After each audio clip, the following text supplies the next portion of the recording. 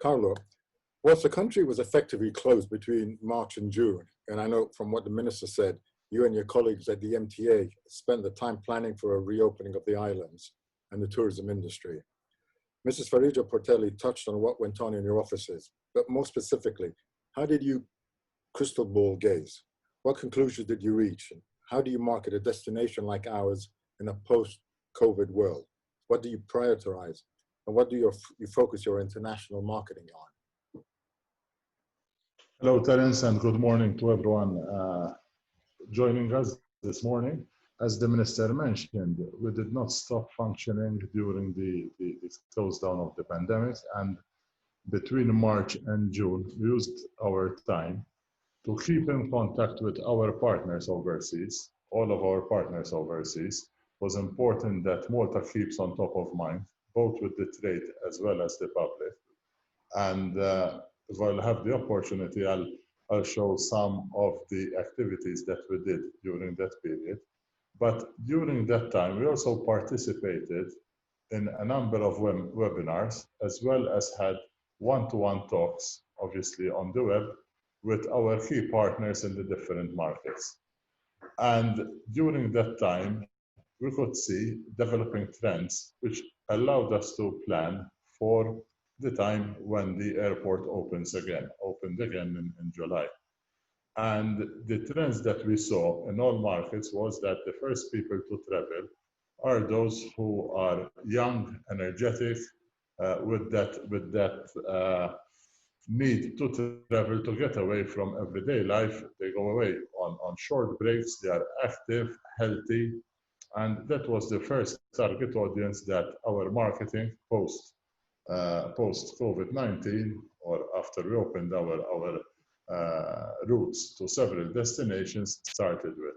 We targeted the 21 to 35 age group, traveling in couples or solo travelers, or small groups that know each other very well, because the fear of the virus is there, and people tend to stick to those people that they can trust, that they know they are healthy.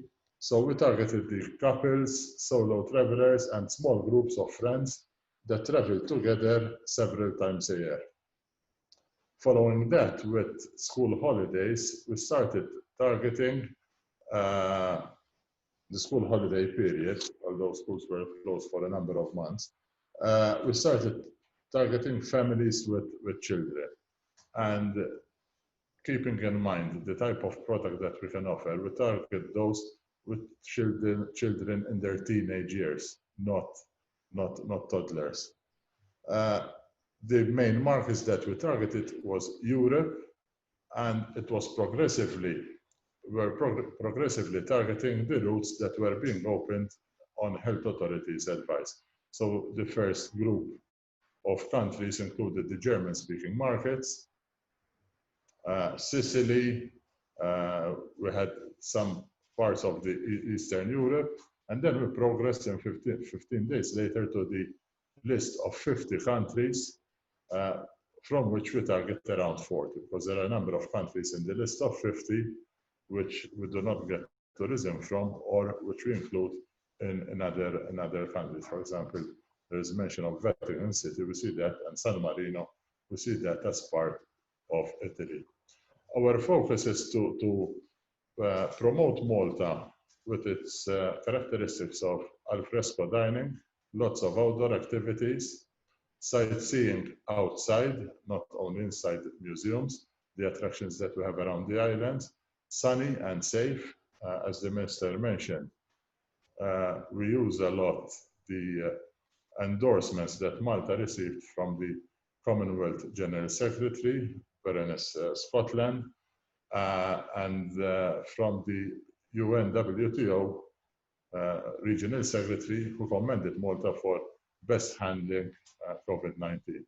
So we're pushing in that target audience, direct flight connections from the main source markets, and targeting the younger generation, say up to 55. I still fit in that category. The younger who feel healthy and they have the need to travel. I know it's a bit too soon. We're only at the end of July, but do you have any demographics yet of sort of the age groups of people who've arrived, or is it still a bit too early to? It's a bit too early. We have our surveys going on. We're waiting for NSO to come up with the first statistics for the month of July. Those should be in hand in about 2 weeks, 3 weeks time, I think. It depends on the way they're working with now. Reduced flight connectivity and much smaller numbers. You'll have to have the right sample for the survey to be attendable. But the feeling is that we're getting a lot of what we target. The younger, active, those with a lust for travel. And those are the people that are adventurous and are traveling already to our islands. Keeping in contact with the tour operators and travel agencies abroad, we see a very big interest for Malta. And the interest is across the board. It's not for one sector only. There's a big surge in searches for Malta. It has been reported even in the UK media and in the Express, when one sees that Malta has surpassed Spain with searches on the internet for a holiday, and that was before the UK imposed the latest restrictions on travel to Spain. It shows that our message is reaching across to the public and to the trade, and Malta is really on top of mind. And it shows that what we did in the past 6 months is bearing fruit. Question of volume. Carlo, can I just ask you, early this month, the Tourism Ministry forecast 700,000 arrivals this year. Can you see us achieving this? We're pushing all the way to achieve that. Of course, there are many unknowns, and even the air schedules, the flight schedules to Malta, they're not confirmed beyond September. Airlines are operating in a scenario that is changing every day. So that's our target. We'll push all the way to reach and surpass that target. But there are many unknowns that can affect positively or negatively our performance. But that is our target, yes, to reach it. The people that are traveling around the world, the senior citizens are holding back, not only to Malta, but also in other destinations. Yeah, I'm staying at home too. But also families. Families are also staying back. Yes. By the younger group. Mm-hmm. Are out there. The families, there's another reason for that. Schools in Europe are having their exams later on this summer. The exams that did not happen in May or June are being done hopefully in September. And they're holding back from traveling. They're short of holiday leave also, because many parents had to take up their holiday leave, not working from home. So they went on holiday leave. And the family market is suffering in that sense. Thank you. Carlo, I'll ask you, the government not very long ago was considering the idea of issuing prepaid cards as a way to encourage more tourists to the islands. Can you shed more light on that? Talk about it. Well, mentioning quality and numbers, I think it's a fine balance to find the volume, to get the volume paying the right price. It's not easy, but that is what we are all after. And in the sense that, going back to our history at MTA, Joe was part in the team with Joe. There are a number of operators, a number of clients, a segment of clients that is no longer coming to Malta because Malta is out of their reach. So we've been pushing up the quality of our tourism over the years, and we moved away from competing on price, as Joe well said, with North African countries. It is not the solution to lower price beyond lower than what we can afford. So, and in terms of quality, I think quality should be across all levels. We need to attract a tourist that is ready to pay a higher price for staying in a 3, 4, 5 5-star hotel. So we want better quality across the board. And in terms of quality, we need to really understand, we really need to make up our minds what we mean by it. Is it what they pay?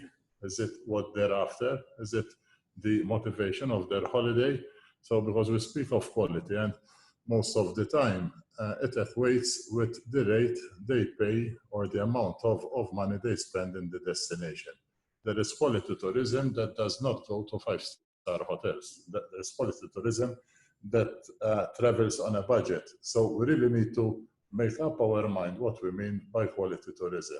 But having said that, our mission is to attract a higher spending tourists across all categories. Going back to this prepaid vouchers, of course, we're not giving vouchers to everyone that is coming to our islands. It's a PR initiative. Yes, we're giving away a number of vouchers, 100 euros per tourist. There's a limited number, but it is more a PR strategy rather than paying for their holiday. We'll be launching activities in the different markets, especially the core markets, where we'll see that there will be best connectivity to our islands, and use it as a part of our marketing activity, engaging with people and asking them to engage with more and keep it on top of mind with the general public. So it's not really paying for holidays, but it's more of a PR stunt to be on top of mind. Are these similar to the vouchers that the residents have received? I did not receive them, no. Well, the ones who have received them, it's similar to that concept. No, the concept will be we'll be launching activity on social media and asking questions. We're still finalizing the campaign, but asking questions, what made you choose Malta, or why should you get this voucher, and tell us how we're going to spend it. This will allow us to expose the product that Malta can offer, because people will be telling us, I'll spend it on a diving course, I'll spend it visiting the museums, I'll spend it in staying in a boutique hotel in Valletta, I'll spend it in the nightlife in St. Julian's. This is something that will allow us to promote the diversity of our product, because the people will be answering in different ways, and then we'll be choosing the winners from different destinations. Okay, thank you. Ron, thank you all for your time. I do appreciate it. And thank you. Until the next one, hopefully. Thank you all. Have a good day. Thanks. Thank you. Good day. Thank you. Thank you.